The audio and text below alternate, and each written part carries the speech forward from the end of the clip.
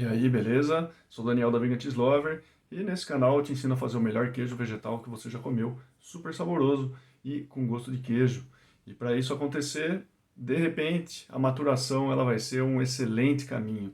Maturação ou cura do queijo vegetal, como também pode ser conhecido, né? Esse é o processo que mais pode custar às pessoas porque precisa esperar, né? Precisa ter tempo para isso acontecer.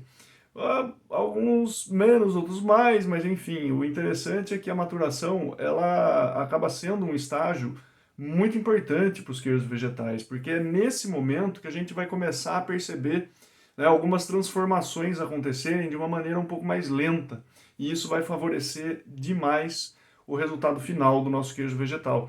E aqui o interessante é eu falar sobre dois ganhos que você vai ter com a maturação. O primeiro deles é em relação ao sabor.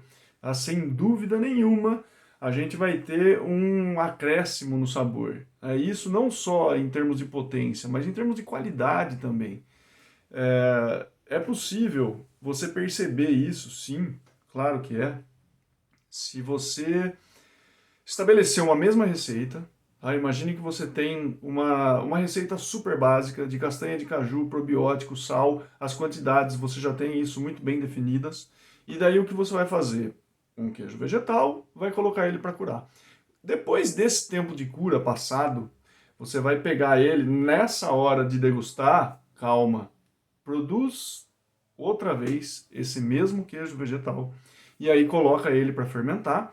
Só que no momento que você for moldar o queijo vegetal para que ele vá para maturação, é aí que é o momento da comparação. Aí você pega um que já está curado e pega essa massa que acabou de ser fermentada e prova os dois para perceber a diferença, né? Nesse caso, uma grande diferença vai ser a textura, mas tenta isolar a parte do sabor e perceber de fato o que acontece ali. A gente tem ganhos nesse sabor, sim. Ele vai estar mais gostoso maturado do que não maturado. Isso daí é, sim, principalmente se você respeitou o tempo das bactérias, porque tem bactéria que não vai aguentar longo período de maturação, ela vai entrar em regime de estresse, ela pode produzir alguns compostos que não são tão agradáveis, então isso daí precisa também ser levado em consideração. Mas, em vias de regra, o que a gente tem normalmente 20 dias a 20 dias, um mês mais ou menos, você, independente do probiótico que você esteja usando, você consegue perceber isso que eu estou falando em relação a sabor. Tá? Se você usa bactérias específicas para maturação, aí sim é um outro nível de jogo, aí você vai ter um tempo de espera um pouco maior, e ao longo de 3 meses mais ou menos, ou pelo menos, né, ao longo de 3 meses, você vai poder já perceber qual foi o impacto dessa maturação por conta principalmente dessas bactérias específicas de maturação. Então é um teste super interessante de ser feito, né, quando você coloca para comparar. E depois, um segundo ganho que você vai ter é na própria estrutura, né, na estrutura ou na firmeza do seu queijo vegetal.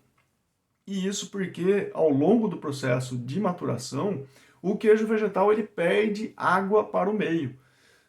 É um processo constante de perda de água do queijo vegetal para o meio, né? Só que aí é que entram as diferentes possibilidades também, porque quanto mais você tenha umidade ou quanto menos você tenha de umidade nessa atmosfera que está o seu queijo vegetal, resultados diferentes eles virão, né? E isso daí que eu estou falando, né, não é só, então eu preciso escolher um tipo de recipiente, né, ou maior ou menor, ou mais aberto, mais fechado, enfim, qualquer coisa que seja, para regular de alguma forma a umidade. Sim, isso daí é já um primeiro passo, né? Mas outros passos eles podem vir também. Você pode ter regimes diferentes de umidade.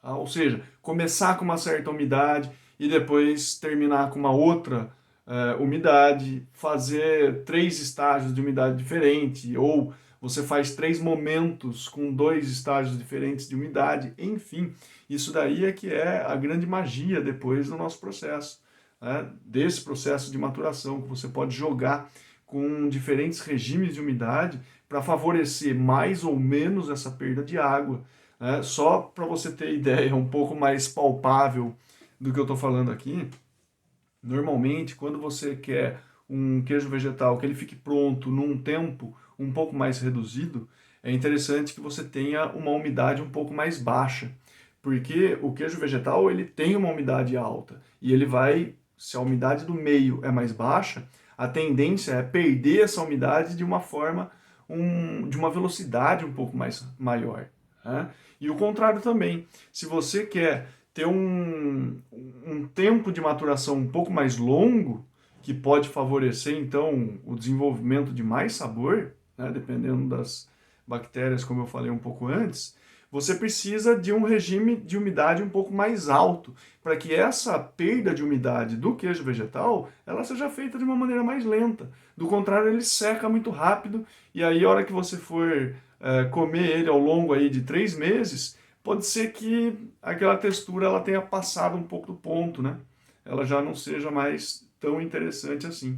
Então, na hora de você curar o seu queijo vegetal, leve em consideração essas questões, principalmente qual o tipo de bactéria que está sendo utilizada e depois o regime de umidade, justamente para você ter resultados mais próximos dos seus objetivos.